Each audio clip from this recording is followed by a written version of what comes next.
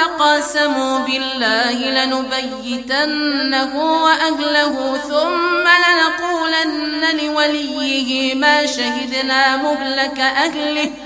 ثم لنقولن لوليه ما شهدنا مهلك أهله وإنا لصادقون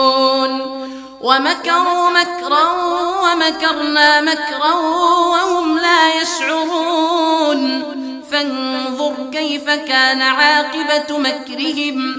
إنا دمرناهم وقومهم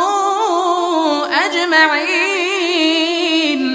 فتلك بيوتهم خاوية بما ظلموا إن في ذلك لآية